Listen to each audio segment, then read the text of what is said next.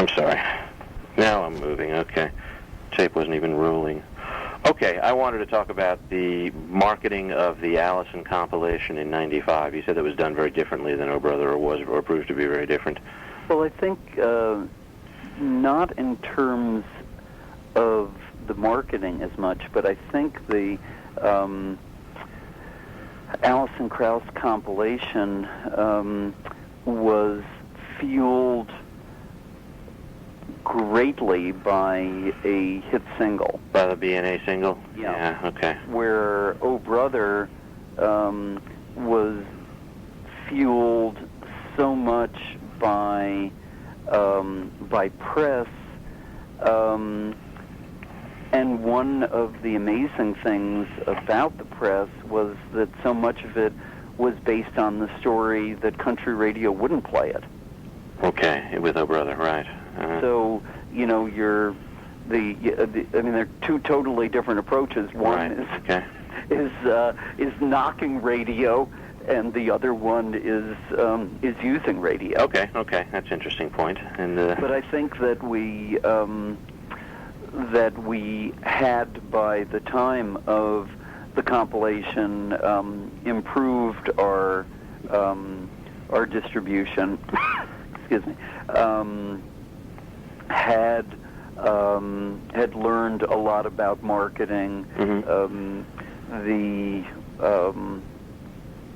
The consolidation of accounts had started to take place. Right.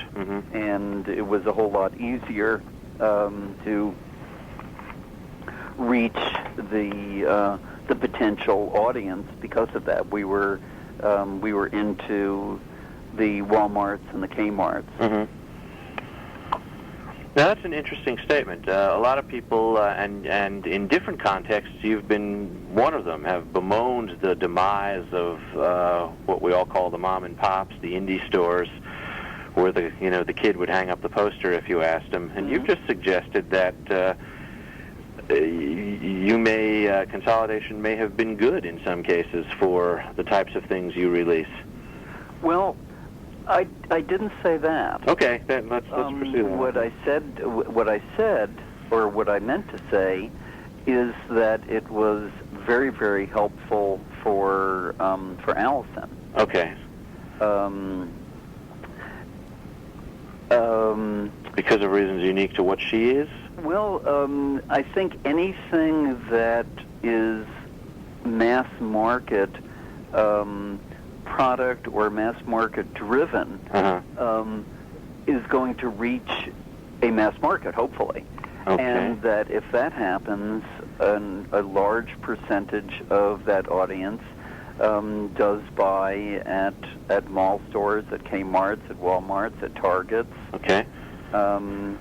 And so it's very important to have those records there. Okay. So it was very important. I think I'm trying to remember if I think that Best Buy was a player by then. Best Buy in '95, according to one account that I read, and I've questioned this in my own mind. You might have a feeling about it. According to one business account I've read, in 1995, Best Buy, which I don't think it is doing now, was trying to compete with Tower and Virgin in terms of the depth of its catalog. Yeah. It was carrying 65,000 titles. I don't think it's doing that today. No, it isn't. But right. It was a major player, and they were putting things out, not only a large number, but also they were putting things out at a very low price. Right. You know, Yes. I wouldn't quite use the word loss leader, but it was certainly a reason for people to come in, buy a CD, and walk home with a refrigerator. Plenty have used the term loss leader. That's been written about at great length. Yeah. That they were selling below cost. Not everything. Yeah. They'd select largely hit material, mostly. Yeah, which Allison was. Yeah. The single went up to number 2. Right. So I should ask you, since I've talked to Susan Piver at great length, she considers that a personal peek from her years at Rounder. Do you agree that she played a large role in the success of that record? Yeah, I think in the setup, in the working with accounts. Yeah, definitely. I mean, it's a high point. Still the largest selling record we've ever had. Right. And it was a very good setup, and it was through independent distribution and with a relatively new distributor at the time. Why didn't that change anything? How come you didn't get follow-up from that or offshoots to anything else? Just because of the radio-driven single, you think? Yeah. It all came from people who were buying that record? Well, it was partially that. I think that there was probably many people have said that there was a negative reaction by radio when she won a number of awards, and they didn't feel that she was a radio artist. I mean, this was, a while down. We really, the whole compilation came together because Allison wanted to get "Oh Atlanta" out before the Olympics. Okay. And didn't have enough material, and that's when I came up with the idea for the compilation. Whose idea was the compilation? I think it was my idea. Okay. But that was, and the original idea was to have like one tune from, each plus, plus the new material. Okay. I'm going to change what I've written. I will tell you, this is very innocent. Susan thinks it was her idea, but she says, the compilation was my idea, and then that was the end of my idea. After that, it was the work of the team. I mean, she's a very gracious lady in terms of how she presents herself. So I just want to, and now I'm going to say, Piver and Irwin both think the compilation was their idea. Yeah, right. Because I think it's interesting. Very. Well, I mean, when you get further removed from, from this, it's often very difficult. Right. What? Are you still doing okay? I wanna. Yeah. Okay, good. I'm downstairs where there's water. Okay. All right. Fine.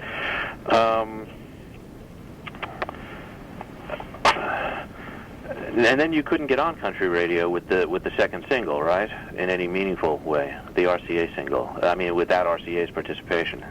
Well, I don't think it was a question of RCA's participation. I think if Allison cut another song with heavy drums, that she would be able to get on radio. At that time, or are you talking about?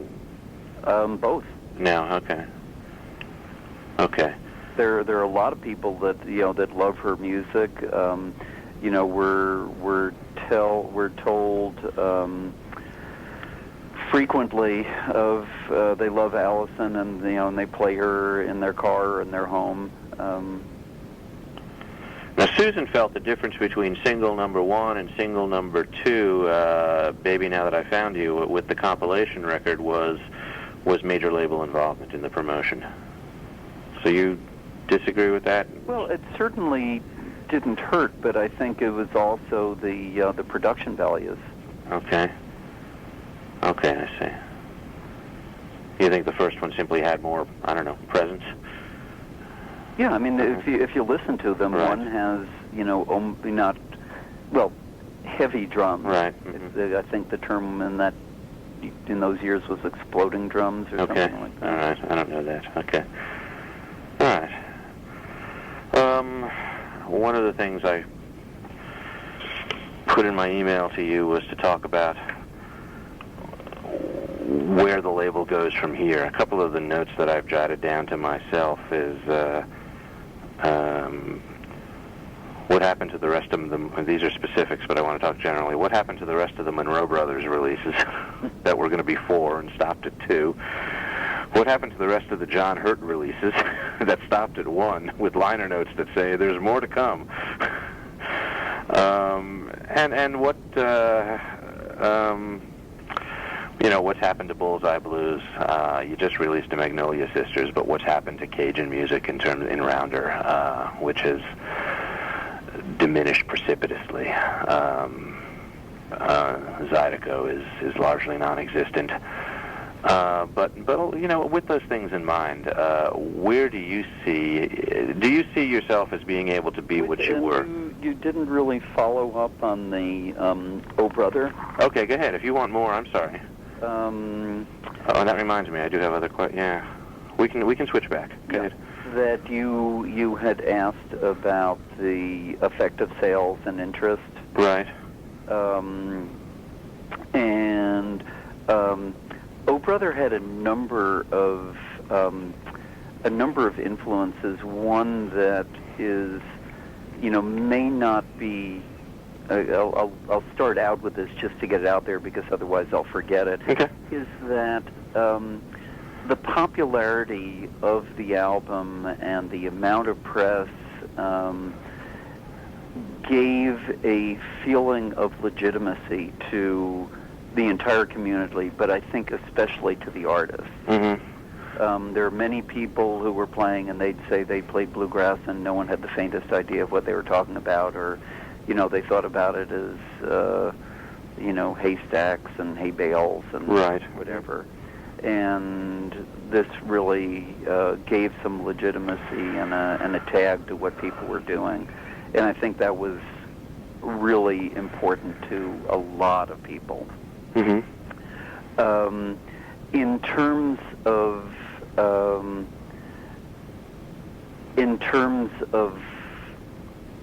the effect overall, we obviously saw a large number of reissues from the major label vaults. There were right. There were compilations and even some new signings from major labels.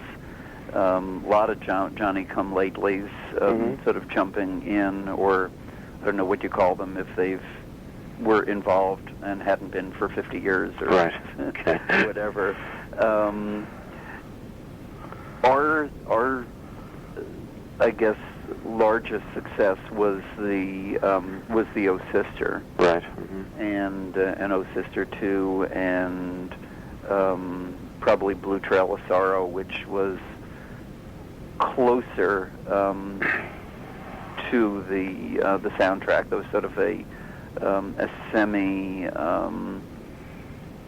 not a mimic, but it's sort of like if you like Oh Brother, you'll like Blue Trail of Sorrow. Okay. But, I guess we didn't hook the name close enough so people would realize that. Yeah. So I think the impact was also felt at bluegrass festivals. The huge number of new people who would come to those events who had not been to any bluegrass event before, and I don't know how many became permanent fans, but I think most festivals are still up from where they were at that time. Right. I'm wondering, do you think in the marketplace there's still a residual effect, or has it sunk back, died down? Yeah, well, I think that there still is a strong effect. It was not too long after that we finally got the bluegrass chart, right? Mm-hmm. Which John Weisberger and I had a meeting about that time. I think it was a few months before they had they instituted the chart, and we put forth the rationale. I never checked to see if our meeting had any impact, or if it was just all Oh Brother, or what it was. Maybe I'll check on that sometime. Right. Okay. And I think that around that time, a lot of stores either instituted bluegrass sections or increased the size of their sections. Mm-hmm. And I think that in most cases they've probably stayed at that level. Mm-hmm. You must have had, I think I counted at one point, and it's been a while, it was in the order of 10, 11, 12 compilations in 2002 and 2003. Does that sync right with you? I mean, Bluegrass Goes to Town and popular bluegrass songs. You had a whole lot of them. Well, that was the same record. Okay, that was the same record. All right. I counted the same record 12 times, and I said you had 12. Oh, you saw that. You saw the Bush ad, huh? Yeah, right. Oh, yeah. Did you see that? Isn't that something? It's like if you're going to lie about big things, you probably shouldn't try and lie about tiny little things. I mean, it's very revelatory, but right. Then you get caught, and you you had a lot of bluegrass. It seemed like, as we discussed it, one of our goals going back to Oh Brother is, look, there are 6 million or 7 million people who have bought this record, mm-hmm. probably a few million others who have heard it or seen the movie or read about it. Now, how do you get those people to become full-time fans? Right. How do you rein them in? And the feeling was that after a short introduction like that, the best thing would be to put out compilations. Okay. For the person who's going into a store and trying to say, well, I don't know any of these artists, why don't I try this? And okay. then, we already had the product, so it was just a matter of compiling and trying to come up with themes to put out there. I've just done a search on your site, 2002 bluegrass various artists. I got 10 popping up immediately. Really? And I probably get busy. Yeah, Bluegrass Goes to Town, Bluegrass Greats, Bluegrass Mountain Style, Bluegrass Spirit, Long Journey Home, Bluegrass Songs of the Stanley Brothers, Mama's Hand, Oh Christmas Tree, Oh Sister 2. So I guess Oh Sister 1 was the previous year. The Angels Are Singing and True Bluegrass. Right. That's just in 1 year. 3 or 4 of those were reissues with different titles. Okay. And I was not in favor of those. Really? Okay. There were a few of them were. Those would have been with the ones with 11 in front of them, wouldn't that? Probably, or no? Not necessarily. No, yeah, well, two of those were. Yeah. And I think a couple of them were easy discs that were. Those are all-rounder. Yeah, no, but I'm saying they were easy discs. Oh, I see. Would those be carried in your catalog? Those, okay. Like the Stanley. Those are not marked. Those could still carry the rounder label in your catalog. Yeah, what I'm saying is they were easy discs, right. And then were. I got you. Were new covers, repackaged, notes. Right. In the case of one, we might have added a tune or deleted a tune or whatever. Right. Let's see, then in 2003 you did The Old Home Place and White Dove, and that's it for that. That's the dozen I counted in those 2 years. I think I had it right. Some of those were things that were just thrown together to try to get additional sales. Mm-hmm. Where the ones that I really worked on, my thought really was that we could reach and rein in a lot of those new buyers. Okay. And at the same time, be in a sense providing a sampler. Right. For people to then go on and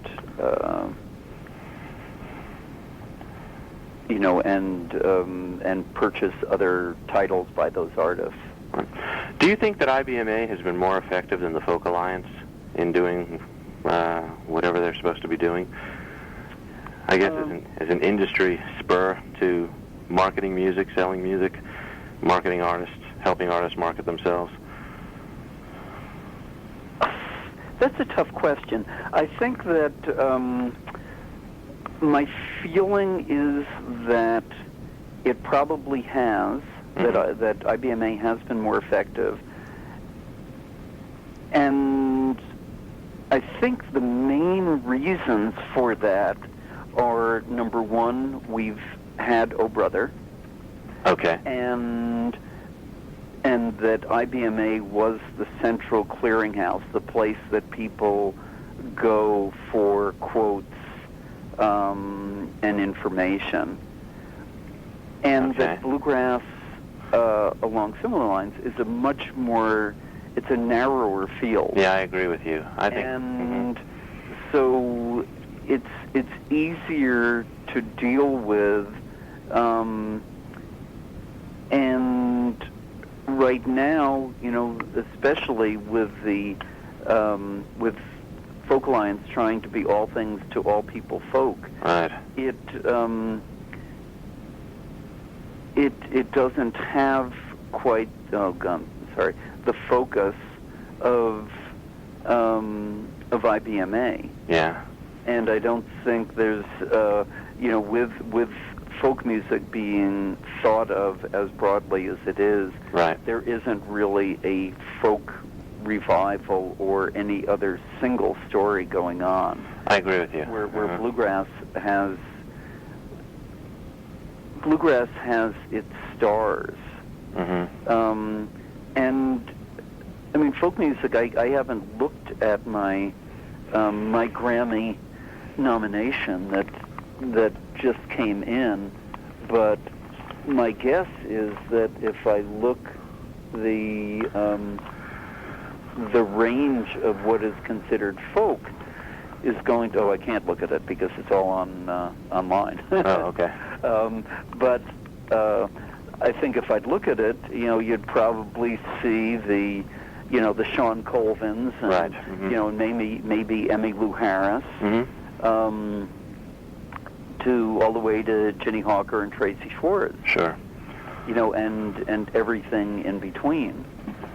So no, it's what Folk Alliance is trying to do is a much more difficult thing, and I don't feel that it's because the IBMA staff is stronger, or because it's been around longer, or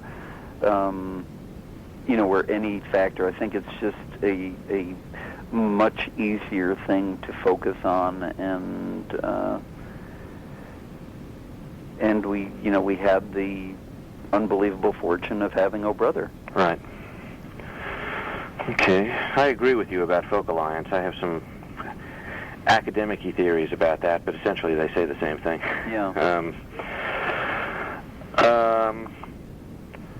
Okay. I mean, do you feel you've hit what you think is important to say about Oh Brother and its after effects? And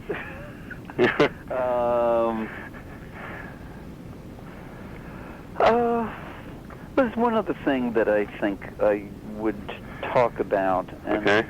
I think there's a similarity to when, in terms of residue, it's not the right word, but after the Big Easy, when we couldn't keep anything Cajun on the shelf, right? When the interest subsided a bit, the lasting effect seemed to be on the artists who were the leaders at that time. Right, right. In particular, Beausoleil, right, who was out there all the time. Right, right. And I think what I'm seeing now is that bluegrass has its Alison Krauss, Rhonda Vincent, Ricky Skaggs, and Del McCoury as their first, that first group who right. really have grown to, I mean, obviously Allison's in a category all her own. Yeah. But then the next three Mm-hmm. are all potentially scanning over 50,000 copies. Okay. And then I don't think there's anybody, for a ways. Mm-hmm. And I think that those people have become the stars of the genre, and they were all out there. But I think when when something like this happens, the people at the top get the biggest push. Right. And from people that I spoke to, there were a lot of the regional and upcoming groups who really didn't benefit all that much, or didn't feel they benefited all that much directly from Oh Brother. How does a Blue Highway, a Lonesome River Band, I know you don't have them, do? What kind of sales do they get on a record, those acts at that level? Well, the last... Dry Branch Fire Squad. Well, you're talking very different numbers there. Okay. Blue Highway's last secular album Mm-hmm. Seems to have sold about 30,000 copies. Okay. Which is excellent. Right. It's just not quite up to to that next level. Right. Mm-hmm. And they might be right up there.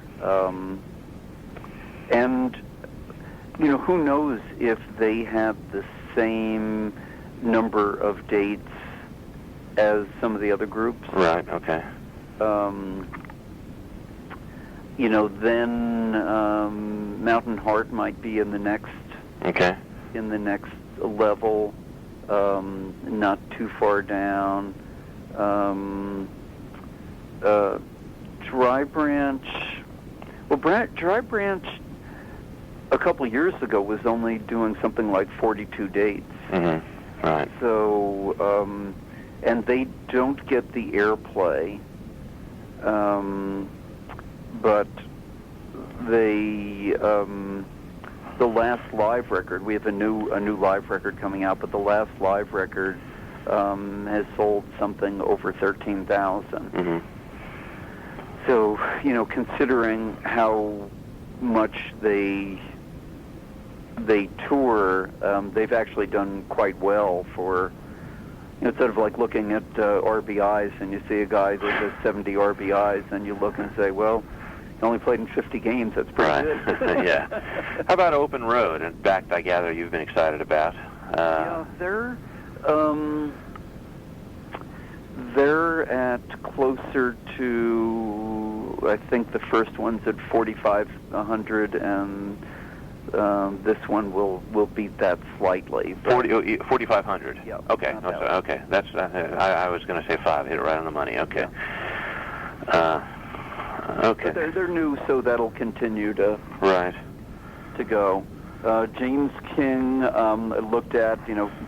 He's one of those who doesn't report scans and probably sells a lot in smaller places. I think he's scanned between 3,000 and 4,000 and sells closer to 15,000. Okay. Well, let's talk about. I wasn't going to hit this. I sort of had this as an add-on. Let's talk about that press release I had you send in. If we want to step back, I wanted to do that as part of the historical story, but we got up to date. But let's go back to that. Pete Wernick hated that press release, and I'm wondering, first of all, is even mention of the press release surprising to you, or was the press release controversial and annoying to people in its day, or did people agree with it? Did it get attention? Well, I didn't even know that it had been published in Banjo Newsletter. Did you know it existed? I knew it existed, but I didn't. I don't think I had ever seen it. Okay. At the time. Okay. And yet, and even though Marion wrote it, both of our names were underneath, which I sometimes wondered where that, where the animosity came from, and I just noticed that Richard Harrington took a quote from that. From the press release and ascribed it to me rather than to the press release. Okay. where I definitely didn't say it, and that's not the way I talk. Okay. Well, that's understandable. I mean, you you institutionally said it, right? Although you didn't know it. But I found out afterwards. It's one of the things you got to live with, you know. The person who I remember was most angered was Bill Keith. Okay. And I think he thought that it was referring to him somehow. Really? Yeah. Oh, okay. He took it very personally, and our relationship has never been the same since. Is that right? Yeah. Pete Wernick was I don't know that he was angry at you about it. He said it was a really unfortunate thing, and he attributed the Post article to it. It's funny, I had just emailed him after getting your your question, right, to try to get his feeling. Uh-huh. And I hadn't heard back. Oh, I'm wondering, well, what he told me on tape, and I haven't looked at this, I was going to drag this out, I haven't written my bluegrass shtick yet, that's why. But what he told me when I interviewed him, and it's going back some time now, was, the thrust of it was that it was unfortunate, wrong-headed language, but standing alone, it was a Rounder press release. Who the hell cares? Sorry, a 1987 Rounder press release. But it's the worst thing about that press release. I remember him saying this in some fashion, was that it prompted this Washington Post article. He definitely saw a real connection between the tenor of your release and the article. But then going on to the merits, I think he took offense, and I don't remember if he focused on these words, but let's do it now. Causing the best and the brightest to quit, referring to the JMB, often leaving the field to amateurs or tired old war horses. That's what Keith was responding to. That's harsh words at a time when you were putting out Jim and Jesse and Dry Branch and other good acts who, it's an interesting thing to say by a label. Any reaction to that? I was very surprised when I read that. You were putting out Dell, Dry Branch, Fire Sky, Jim and Jesse. Okay, maybe I should speak to Marion, but... and I read it to her yesterday. What'd she say? Oh, God? Oh, brother? No, she, speak to her. Okay. On the other hand, I think what is really unfortunate about that wording is that it, with all of that, the brouhaha, as I think you use the word, over that, the importance of the underlying theme of that, if there's a theme probably, or a message, is that this is not an easy world to live in. That in the days of Flatt and Scruggs and Bill Monroe, who knows what they or Jimmy Martin would have done for a living if they had not been musicians. Right. They didn't have all the options. They hadn't, most of those people weren't able to, to go to college. They didn't have the same kind of choices where they grew up living. And I don't know that for sure for all of them. Right. I'm talking, the period. And the people now do. They're making choices in many cases of, whether to go on to school or to have another type of job. Eddie's a honcho at the Grand Ole Opry and WSM. Yeah. Dudley's now at the National Council for Traditional Arts and was at the Smithsonian. Right. David has his own studio and I think is still doing real estate. I mean, these people are, have been relatively successful in life in things other than performing. Right. Do you think the field was, in '88, confined to amateurs and tired old war horses, or was that a misplay? No? No. Okay. Okay. Guess I want to clarify that. I mean,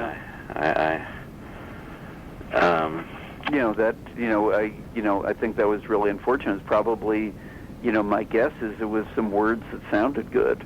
Right. And, I think there was, there was something else I wanted to say about that. There's emotion in this piece. The other part is that, that at that time, there weren't as many successful festivals. Right. There weren't the winter festivals. Uh-huh. People would often have 3 or 4 months off in the winter, or maybe even longer than that. The end of October until practically March. Right. And playing some little dives in between, and I think it was Dudley who said, we had to look and say, are we going to, eke out an existence, over the years, or at this point in our lives, we need to look at what we want to do for the rest of our lives. Right. And it's a shame that people of that ability as singers, musicians, and entertainers would have been in that kind of situation. Right. And, who knows if they would have now been in that, in that Dell slot. Right. Or in between Blue Highway and them,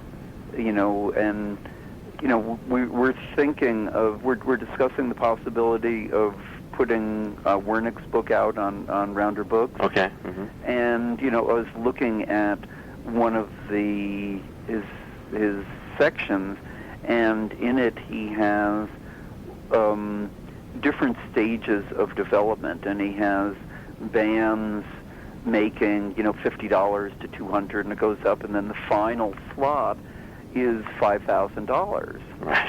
And, Rhonda makes a lot more than that on a lot of shows. So does Dell. So does Ricky. Right. But, that's where it was. Yeah. You can argue that 5,000 back then would have, with inflation, would have carried you much further than 5,000 today would. Right. But a lot of things have changed, and I think that's more what Richard was writing about. Yeah. And unfortunately, there were a couple of sentences here and there that set people off, and missed that, the major point of the article. Mm-hmm. Yeah. Where do you see? I'm going to move on if I can again. I'd like to plow through. Can you finish this interview? You think another 15, 20 minutes? Are you? Let's see where you go. Okay. Well, I want to get your thoughts about where you see Rounder at musically now, what role it plays, and let's exclude Zoe. Zoe's another beast, and I don't, it doesn't offend me, and I don't think you have a moral obligation not to put out Juliana Hatfield records or anything of that. Zoe does what it does. Rounder and non-Zoe parts of your operation put out things that Rounder always put out, but it seems to me you can't be the same label musically that you were in the 1970s because the climate won't allow you to do the releases. Is that fair to say? Is that a simple, fair statement to start with?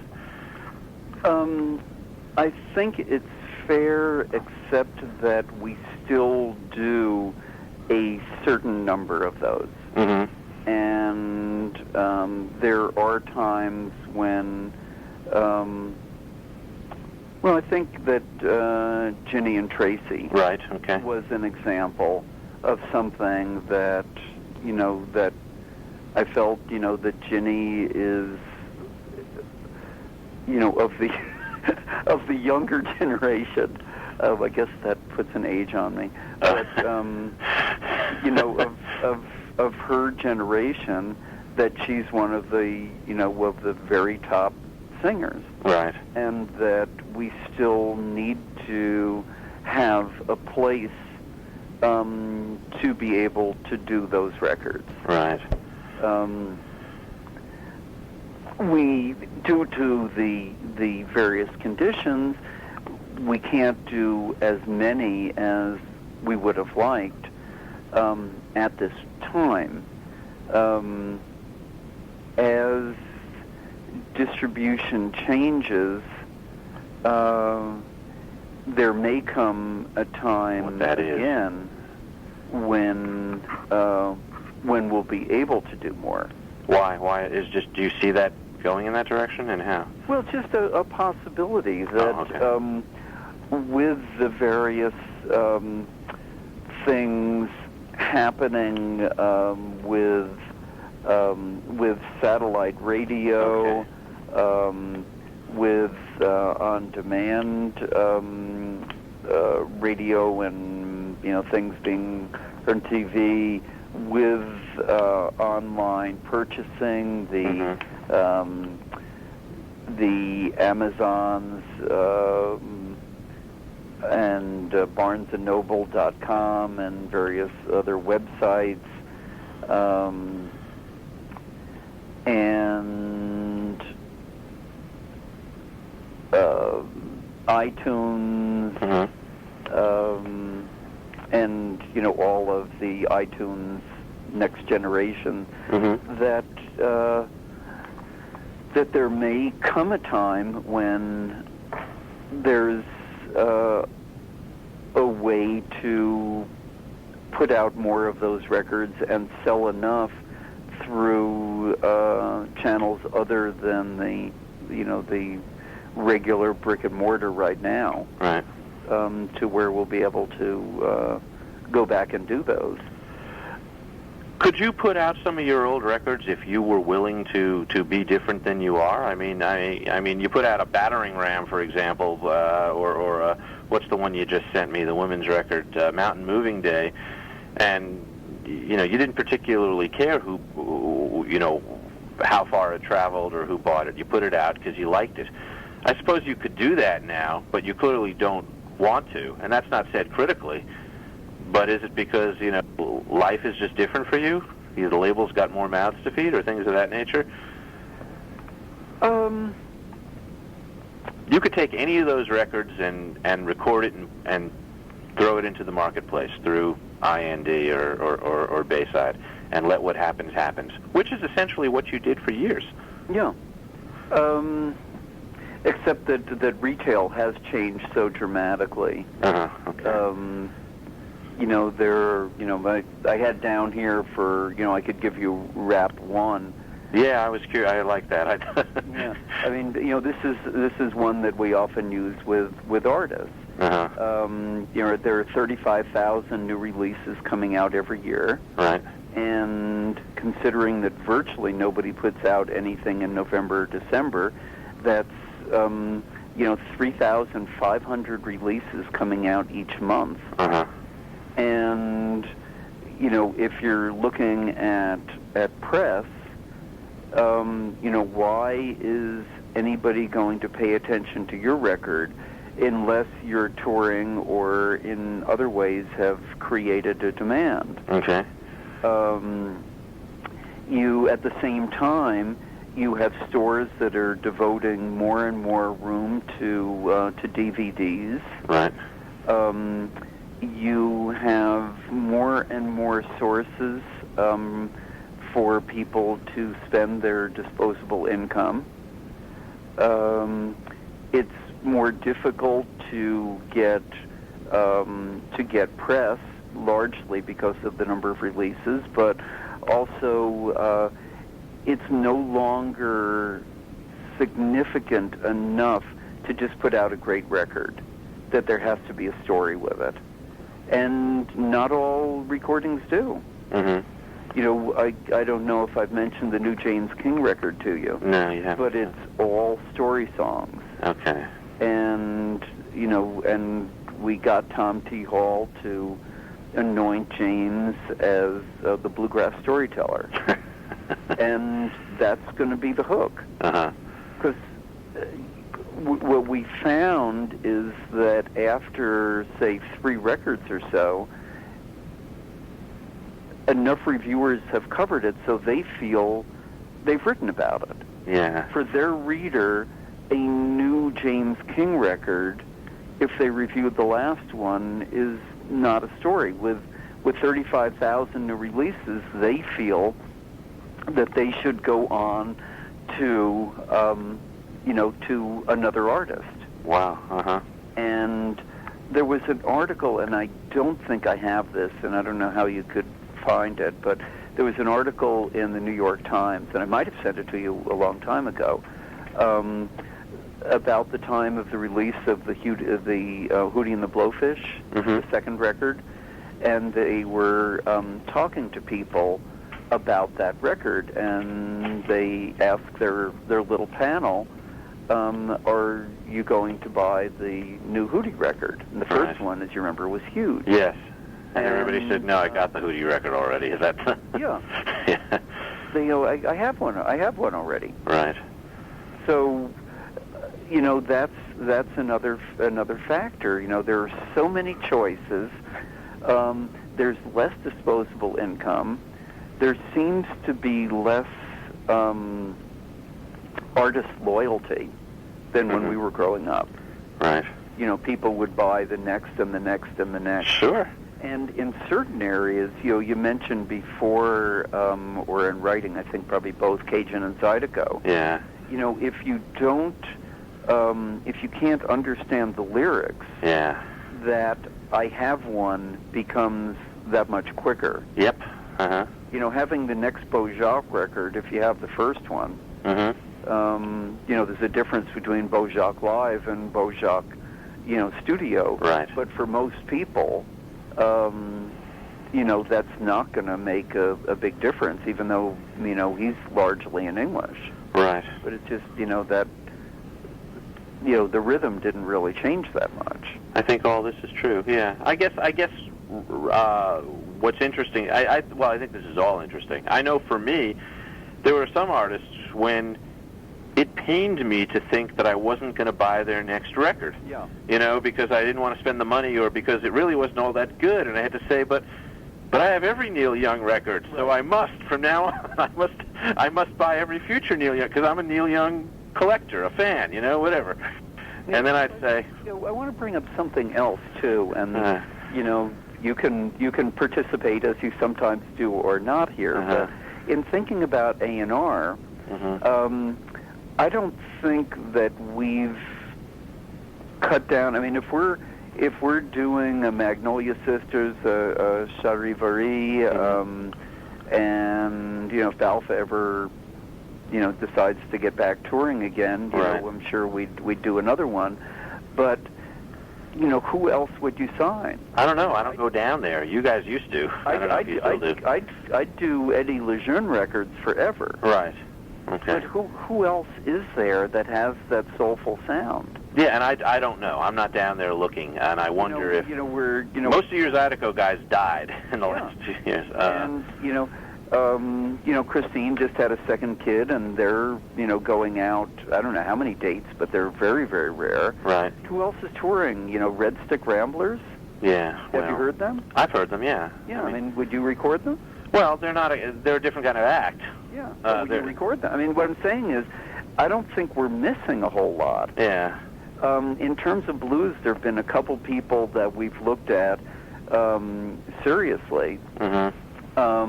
One of them was saddled with a producer and songwriter that he wouldn't separate from. Oh, is that guy Ellis? Yeah. Yeah. And you know, and we thought as long as he was with Tiven, wasn't he? Yeah. Yeah. You know, as long as they stayed a team, we felt that, first of all, it was. I mean, I probably shouldn't be going into particulars here. But since I did, whoop, you still there? Yeah. There's something going on, though. I don't know. As with any kind of act, we want to feel that we can make the best record that we can. Right. And we want to feel that when we're talking about any new artist, it always used to be, do we like and believe in the artist's music and feel that it's valid? Do we like the artist and their representation and feel that they'd be good to deal with? And, we didn't talk as much about touring back then because it wasn't quite as crucial. Right. But I'd have to throw that into the mix. And finally, the final question has changed a bit. It used to be, in the early days, can we break even on it? Right. And we only had ourselves to support. Right. And then it was, can we make money on it? And I think it's now become, how do we win with this? Mm-hmm. Yeah, and so there is a difference, certainly. I mean, you can't put out... you could theoretically, physically put out what you used to put out, but you realistically can't, because Rounder is just not that thing anymore. We can't win with it. Yeah. And at some point, for certain artists, we tell them that under the current conditions, that we wouldn't do all that much better for them than they would do themselves. Yeah, and that is different from that, isn't it? Get into the stores. Yeah. That's our major. If there isn't the demand, or we don't think we can create the demand, and we can't get the records into the stores, we can. We can send out the. We can be the bank part. We can manufacture the record. We can ship it out. We can send out the promotional copies. We can try to get press. But if we can't get their records into the stores, then it, if they can find the money, it makes just as much sense for them to put it out. Right. And that's from our end, for people who go to labels on, much smaller labels, that's even more the case. Right. There's certainly a certain amount of prestige being on a label, even if it isn't a significant label or even one that has distribution. But I think a lot of people feel there's a stigma attached just to putting out your own record, which is probably much less now than it used to be, especially with many big acts doing it. It's changing. What happened to things like the Monroe Brothers, which was going to be 4 volumes, and it stopped? I mean, you did 1, 2 immediately. Because of the things we're talking about? Not as much as one that we haven't talked about. Okay. And that is that the label changed their rules. And they gave a much higher minimum pressing and wanted to be paid the full amount up front. Oh, you mean Bluebird, RCA? Yeah. Whoever they are now. Yeah. Right. DNA or BMG. Okay, right. BMG, yeah.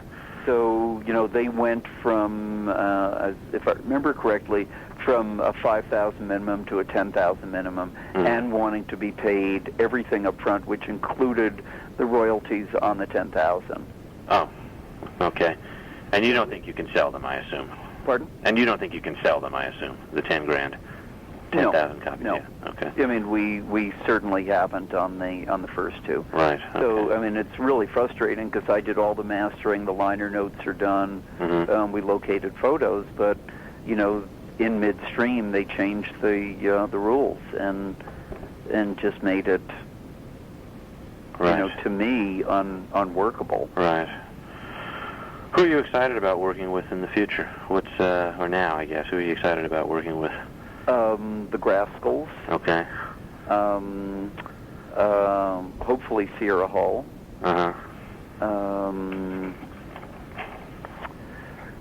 what else am I? Well, I still enjoy working with James King a lot. Uh-huh. New people, old people. Well, I'm really excited. Claire Lynch is coming back. Oh, okay. It's been a few years.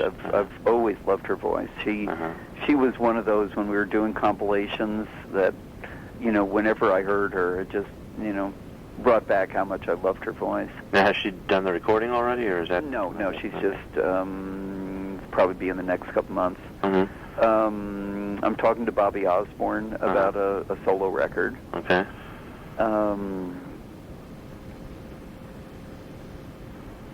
A couple people who aren't signed and might not get to sign. Okay.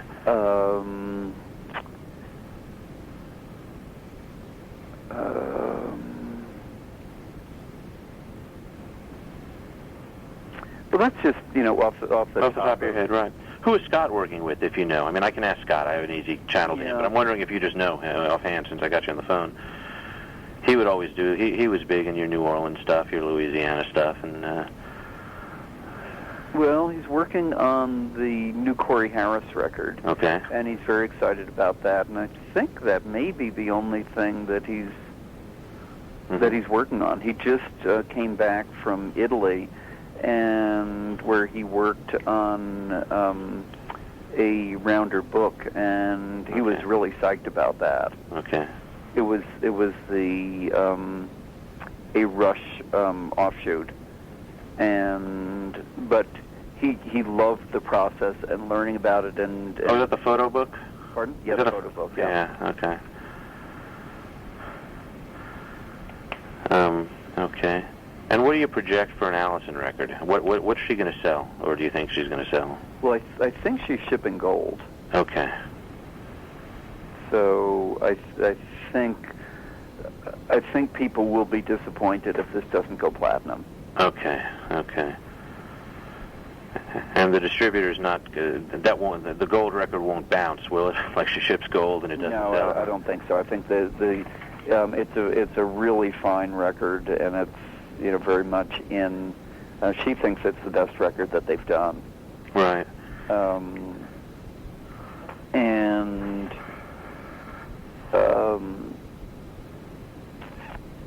her visibility is definitely at the highest level between the the whiskey thing with Paisley and the Academy Awards. Yeah. And she's just been all over TV. Yeah. And it's just it gets easier each time. So what's Rounder Records going to be in 50 years? Do you have any thoughts about that? I mean, I said this to you in my email, and it's true. Every label of your type, and I think yours is no exception, is a project of the passions of its founders. And we're all going to die someday. And how's Rounder going to survive? Is it going to be I think I threw out for you. Is it going to be Zoe product with an interesting bluegrass sideline, or